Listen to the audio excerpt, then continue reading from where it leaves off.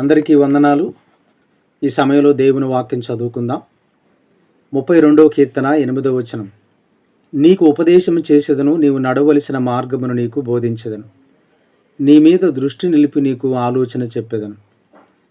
కొన్నిసార్లు మనం కొన్ని నిర్ణయాలు తీసుకునేటప్పుడు అది మంచిదా చెడ్డదా అని మనం చాలాసార్లు కంగారు పడుతూ ఉంటాం. కొన్నిసార్లు అది గనక రాంగ్ అయితే మనం చాలా సమస్యల్లో శోధనలో పడే పరిస్థితి ఉంటుంది. అలాంటప్పుడు ఒక మంచి ఆలోచన చెప్పేవాళ్ళు ఉంటే ఎంత బాగుండని మనం ఆశిస్తూ ఉంటాం. అయితే ఇక్కడ దేవుడు మనం చూసిన వాక్యంలో నేను నీకు ఉపదేశము చేసేదను, నీవు నడవలసిన మార్గము నేను నీకు బోధించెదను అని వాగ్దానం చేస్తూ ఉన్నాడు. ఎప్పుడు ఈ యొక్క వాగ్దానం మన జీవితంలో నెరవేరుతుంది అని గనక మనం గమనించి చూసినప్పుడు, తన అతిక్రమలకు పరిహారము నొందినవాడు, ప్రాయశ్చిత్తం నొందినవాడు ధన్యుడు. పాపము మనిషిని దేవునికి దూరం చేస్తుంది. మానసికంగా, శారీరకంగా, ఆర్థికంగా, ఆత్మీయంగా మనిషిని పతనావస్థలోకి తీసుకుని వెళ్తుంది. కనుక ఆ పాప భారం భరించలేనిది.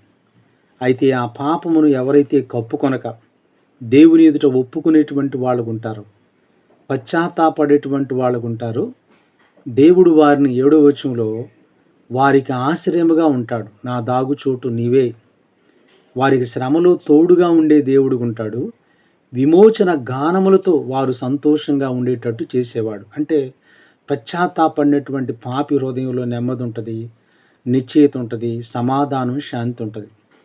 అప్పుడు దేవుడు వారికి ఉపదేశం చేయటం, ఆలోచన చేయటం, పరిశుద్ధాత్మ ద్వారాగా మనలో ఉండి మనల్ని ఒక మంచి మార్గంలో నడిపించటానికి నిత్యము మనలో ఉండి మనకు ఒక గైడ్గా, ఉపదేశకుడుగా, ఒక ఆలోచన చెప్పేటువంటి కర్తగా మనల్ని ప్రోత్సాహపరుస్తాడు. అదే దేవుని చిత్తానుసారంగా దేవుని ఆలోచనల చేత నడిపింపబడటం అనేటువంటిది మనం గమనించగలం. కనుక ఈరోజు క్రీస్తునందు ప్రియమైన వారలారా, దేవుని ఆలోచనలు యెషయా గ్రంథం 58వ అధ్యాయము 11వ వచనం కనుక మీరు చూసినప్పుడు, యెహోవా నిన్ను నిత్యము నడిపించును, క్షామకాలమున ఆయన నిన్ను తృప్తిపరిచి నీ ఎముకలను బలపరచును. కాబట్టి దేవుడు నిత్యము నడిపించేటువంటి వాడుగా, ఆలోచన చెప్పేటువంటి వాడుగా, ఉపదేశం చేయవాడుగా ఉన్నాడు. దేవుని ఆలోచనలు, దేవుని ఉపదేశం నీకు కావాలా? అయితే తన అతిక్రమలకు పరిహారం నొందినవాడు ధన్యుడు. పాపమును ఒప్పుకొని దేవుని బిడ్డలుగా జీవించడానికి ఇష్టపడితే దేవుడు మనకు ఒక ఆలోచనకర్తగా ఉండి వాడుకుంటాడు. అట్టి కృప దేవుడు మనకి అనుగ్రహించును గాక. God bless you.